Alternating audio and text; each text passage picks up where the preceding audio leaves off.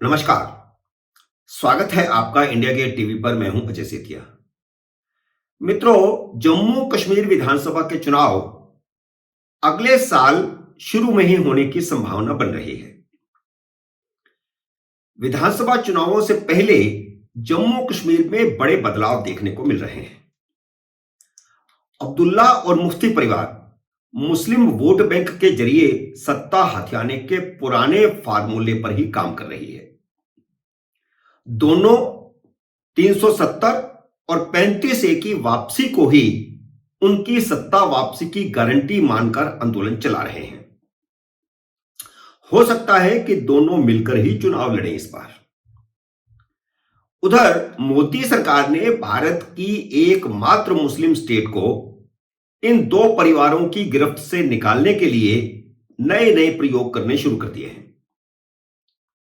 पहला प्रयोग तो जम्मू कश्मीर की 16 विधानसभा सीटों को आरक्षित करना है, जिनमें 9 एसटी वर्ग के लिए और 7 एससी वर्ग के लिए हैं। परिसीमन आयोग की उस रिपोर्ट का गजट नोटिफिकेशन हो गया है, जिसमें एससी एसटी वर्ग के लिए सीटें आरक्षित की गई हैं। यह महत्वपूर्ण बात यह है कि जम्मू कश्मीर में पहली बार एससी एसटी के लिए सीटें रिजर्व की गई। अनुसूचित जाति के लिए आरक्षित सभी 7 सीटों पर भारतीय जनता पार्टी की दावेदारी सबसे ज्यादा मजबूत होगी, क्योंकि उन्हें तो वोट का अधिकार ही पहली बार मोदी सरकार ने दिया है।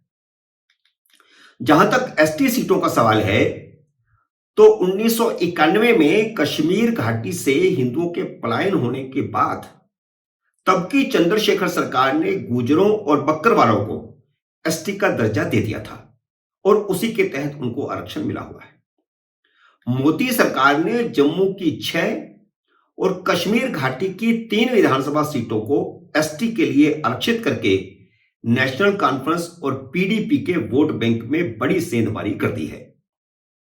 2011 की जनगणना के मुताबिक राज्य की कुल आबादी में से 11% गुर्जर बकरवाल समुदाय के लोग हैं। राजौरी पूंछ बेल्ट की जिन 6 सीटों को आरक्षित किया गया है, वहां 35% आबादी गुर्जर बकरवाल की है, जो सभी के सभी मुसलमान हैं। इसलिए नेशनल कॉन्फ्रेंस और पीडीपी दोनों ही आरक्षण का विरोध नहीं कर पाए। विधानसभा में उनके लिए सीटें आरक्षित होने से वे पहली बार राजनीति की मुख्य धारा में शामिल होंगे। यह उनके लिए बड़ा राजनीतिक लाभ है और इसका लाभ भारतीय जनता पार्टी को होगा। अब गृह मंत्री अमित शाह ने जम्मू कश्मीर में पहाड़ी समुदाय को भी आरक्षण का लाभ देने की घोषणा कर दी है। 4 अक्टूबर को राजौरी की विशाल रैली में अमित शाह ने हजारों पहाड़ियों की मौजूदगी में कहा कि जीडी शर्मा आयोग ने पहाड़ियों को आरक्षण की सिफारिश की है। मोदी सरकार प्रशासनिक औपचारिकताएं पूरी करके उन्हें आरक्षण का लाभ देगी। अमित शाह ने भले ही पहाड़ियों को एसटी का दर्जा देने का ऐलान नहीं किया, लेकिन जिस जीडी शर्मा आयोग की सिफारिशों का उन्होंने उल्लेख किया, उसने पहाड़ियों को एसटी वर्ग में शामिल करने की सिफारिश की है।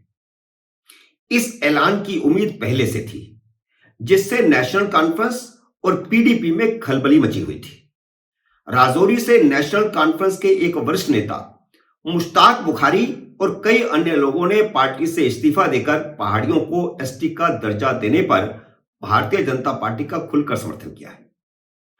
पहाड़ियों में हिंदू, सिख और मुस्लिम तीनों हैं, लेकिन उनमें जो मुसलमान हैं वे सैयद, काजी, पीर, बेग, मलिक, मिर्जा, खान जैसी ऊंची जातियों के मुसलमान हैं, जबकि गुर्जर और बकरवाल करीब करीब 100% बैकवर्ड क्लास मुसलमान हैं।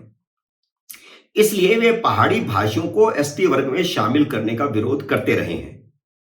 नेशनल कॉन्फ्रेंस और पीडीपी के नेता भी गुर्जरों और बकरवालों को भड़का रहे हैं कि उनको मिलने वाले आरक्षण के लाभ में पहाड़ियों की भी हिस्सेदारी हो जाएगी, इसलिए उनका ही नुकसान होगा। लेकिन यह सब जानते हुए भी कि अमित शाह पहाड़ियों को एसटी का दर्जा देने का ऐलान करेंगे, गुर्जर और बकरवाल राजौरी की रैली में बहुत बड़ी संख्या में पहुंचे थे। वे मोदी से खुश हैं, क्योंकि केंद्र में मोदी की सरकार बनने के बाद ही उन्हें राजनीतिक और सामाजिक अधिकार मिलने शुरू हुए हैं। गुज्जर, बकरवाल और पहाड़ी सीमांत क्षेत्र में मिलजुल कर रहते आए हैं। अमित शाह ने गुर्जरों और बकरवालों को आश्वासन दिया है कि पहाड़ियों को आरक्षण देने से उनके आरक्षण पर कोई प्रभाव नहीं पड़ेगा। उन्होंने जोर देकर के कहा कि 1% भी प्रभाव नहीं पड़ेगा। इसलिए गुर्जर और बकरवाल समुदाय ने पहाड़ियों को एसटी का दर्जा दिए जाने का विरोध नहीं किया, वरना अमित शाह की रैली में ही बवाल खड़ा हो जाता, क्योंकि इस रैली में यही दोनों समुदाय बड़ी तादाद में जमा थे। गुर्जरों और बकरवालों को भड़काने का नेशनल कॉन्फ्रेंस और पीडीपी का दांव भी उल्टा पड़ता दिखाई दे रहा है, क्योंकि एसटी का दर्जा मिलने के बाद नेशनल कॉन्फ्रेंस और पीडीपी के पहाड़ी नेता अपनी पार्टियों को छोड़कर भारतीय जनता पार्टी में शामिल होने की तैयारी कर रहे हैं। इस तरह भारतीय जनता पार्टी का मुसलमानों में भी वोट बैंक तैयार हो रहा है। राजौरी के बाद 5 अक्टूबर को अमित शाह बारामूला में रैली करने वाले हैं। उनकी रैली से पहले ही नेशनल कॉन्फ्रेंस के एक बड़े नेता, जो 2 बार विधायक रहे हैं, कफील उर रहमान ने लोगों से रैली में शामिल होने की अपील जारी कर दी। 2 बार नेशनल कॉन्फ्रेंस के पूर्व विधायक रहे कफील उर रहमान ने कहा है कि उनके लिए समुदाय पहले आता है, राजनीति बाद में। कफील उर रहमान भी पहाड़ी हैं, जिन्हें एसटी का दर्जा दिए जाने का ऐलान किया गया है। रहमान ने अपने समर्थकों को बारामूला पहुंचाने के लिए 20 बसों का इंतजाम भी किया है। इतना ही नहीं, जम्मू कश्मीर के पूर्व उप मुख्यमंत्री मुजफ्फर बेग ने भी पहाड़ी समुदाय के लोगों से रैली में बढ़ चढ़कर हिस्सा लेने के लिए कहा है। बेग भी पहाड़ी नेता हैं और उन्होंने नवंबर 2020 में ही पीडीपी से इस्तीफा दिया था। मित्रों, एक तरफ पीडीपी और नेशनल कॉन्फ्रेंस अपने पुराने ढर्रे पर चल रहे हैं, लेकिन भारतीय जनता पार्टी चुनाव जीतने के नए नए रास्ते, नए नए क्षेत्र खोज रही है। उम्मीद है मेरा यह वीडियो आपको पसंद आया होगा। इसे लाइक करिए, शेयर कीजिए, और अगर आपने मेरे यूट्यूब चैनल को अभी तक सब्सक्राइब नहीं किया तो कृपया सब्सक्राइब कीजिए और घंटी का बटन भी दबाइए, ताकि जैसे ही मेरा नया वीडियो आए आपको सूचना आए। मेरे नए वीडियो का करिए इंतजार। तब तक नमस्कार।